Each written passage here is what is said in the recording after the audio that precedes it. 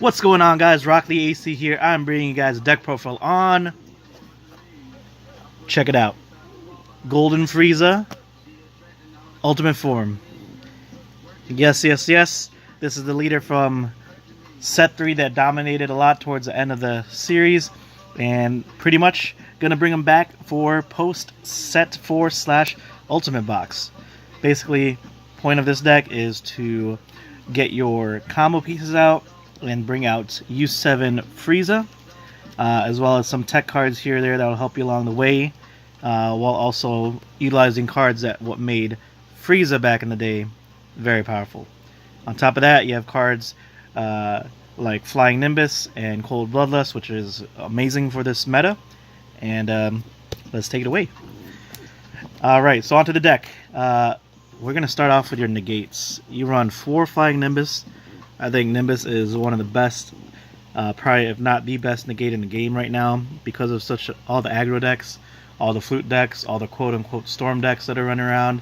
You need a way to stop all those Bardoks, those Gotens, those Trunks, Gohan, flute decks that keep coming back first couple, like 1 and 2 turns. You're going to need to stop that. You're going to need to stop random veggies, any of that stuff. So you're running 4 for a reason. You always want to open up a card like this if you know you're going against like a Hurdagon matchup, or if you already know what the SS3 matchup is going to be. Something very aggro, so very much needed in this format. So you play 4 of them. Another negate that I run is 4 Master Roshis. One of the reasons why is he's a cheap negate, and also he is a Universe 7 card. In case I needed to pitch for U7 Frieza in order to pay for its cost, for its evolution, he's there. So you run 4 of those. Combo pieces. You're running 4 Dodorias. He is just the typical, on 4 life, you draw and get 10k boost. So nice and simple. That's what he's there for. And he's also a Frieza army, so he synergizes with the Avenging Frieza, which you'll see in a bit. Then you got 4 Destructive Occupation Frieza. Just like what makes Blue great is that Gohan that comes in play for free, technically, by paying 1. He's just a nice body that goes on the board. And again, he's also Frieza Army, so you could pitch that effect for Golden Frieza. And for those who are actually seeing this leader for the first time, let me just quickly say this right now. So the Unawakened side on Frieza, activate main once per turn, place one of your Frieza Army battle cards to the drop area, choose up to 1 of your energy and switch it to active mode, and then draw a card. So this is great, because cards like this, swing, give them a little bit of pressure, pop them with the Frieza, ready a card, and then ready an energy and draw a card. So amazing effect. And then the flip side, it's the same thing, activate main, but instead of restanding 1 energy, you're going to restand 2 energy. And this helps you kind of, in a way, be similar to like those Awakened decks where you restand 2 energy. All you got to do is have a Frieza Army character on board, so he acts like that in a way where you're able to flip, draw 2, and then also pop a Frieza Army character and ready up 2 energy. So it's like the best of both worlds. It's really good in this meta. Anyways, back to the extra cards. I run 4 Universe 7 representatives. It's a yellow card. This is pretty much mostly mono yellow. It's also a Universe 7 card. And again, I could pitch it for effects. But it's great. Helps me see my combo pieces if I need the Frieza at the moment. It's great. Another reason why we're playing this deck is because of access to Cold Bloodlust. Bloodlust is amazing, and it's very underplayed in this format because everybody's playing Hurdagon and SS3. So being able to Bloodlust like a Bardock, so that they can't really swap out, or stuff that are just really detrimental in the format. Big drops, things that pop. I mean, your Dimension Foos.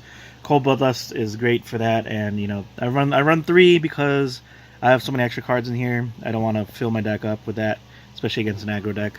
So I don't want to see it too often, but it's there when you need it, and it's very, very helpful. Alright, on to the battle cards. You got 4 Avenging Friezas, so you're gonna have this little mini Avenging Frieza army type of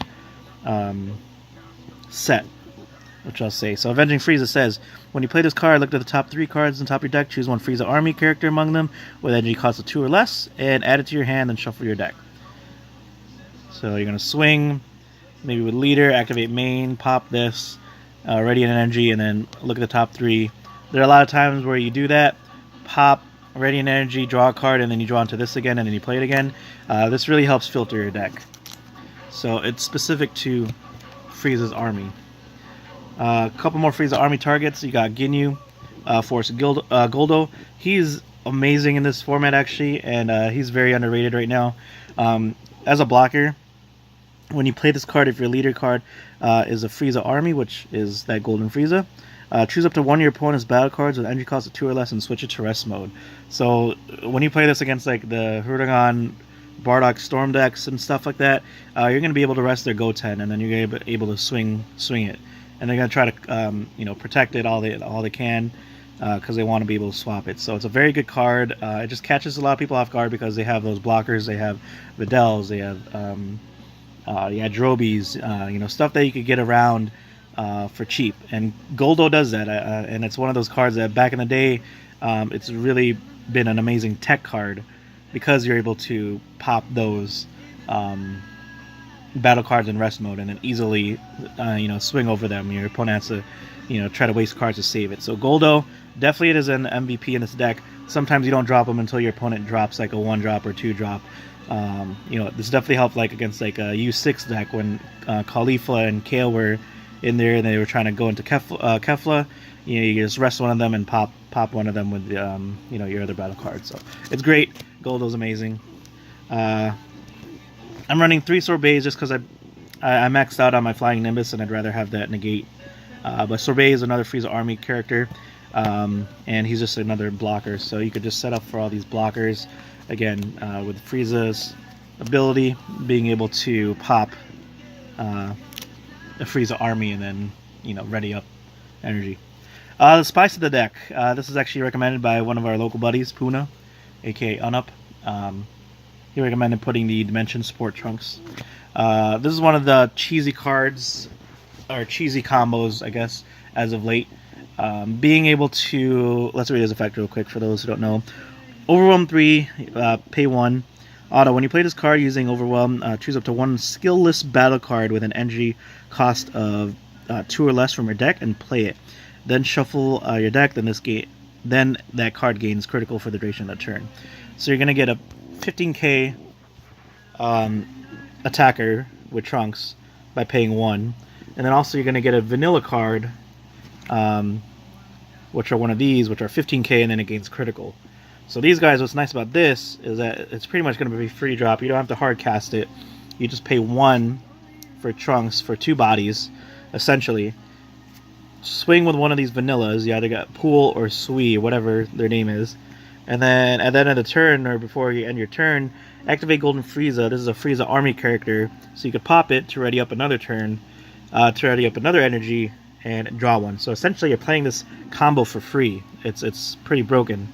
I'm not sure if I'm going to up the count on this to like 4 and maybe 5 or 6, but right now I think this is a good count. You see it at least once every game, or at least the ability to, and it's just so dirty.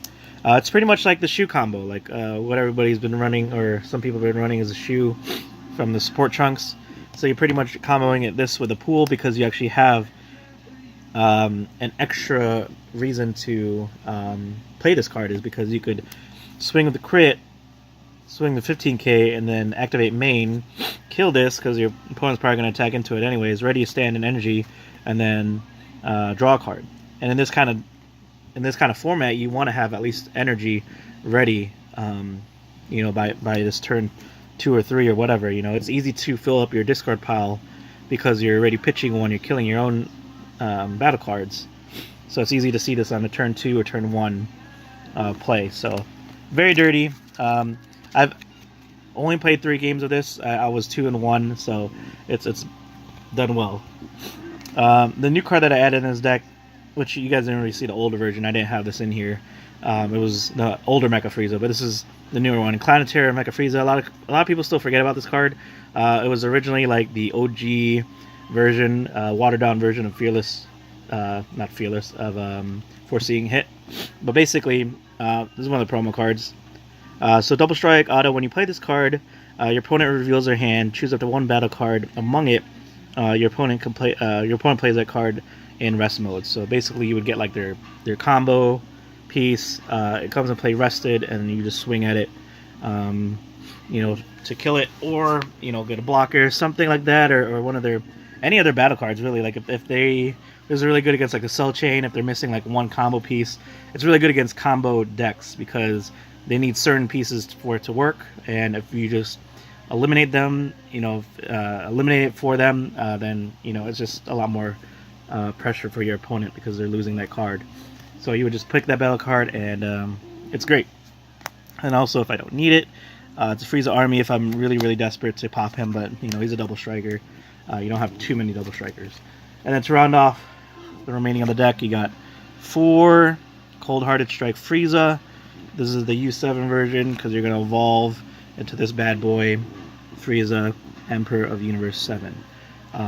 This card is no stranger to the format. At least you've seen this deck in pretty much mostly U7 decks because you need that count. But here I think I have about maybe 13, 15 Universe 7 targets. So in order to bring him out, you know, you have to evolve by paying 1 random, place 1 Universe 7 from my hand in the drop area. So with that amount of cards, you just hold on to one and then it should be easy to go. What's nice about this in Frieza Leader is that you could hardcast him on turn 5.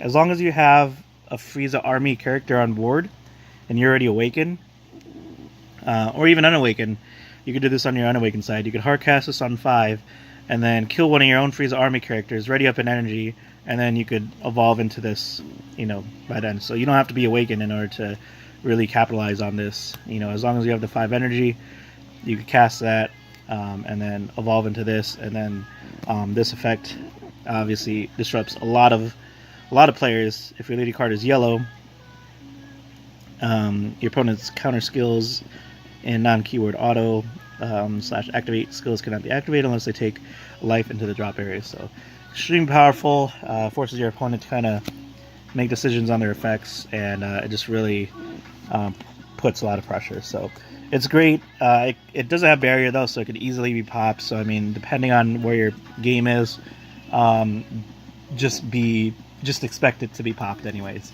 But what makes this deck great is just it has a little bit of everything. You know, it has control, it has negates, it has access to Cold Bloodlust.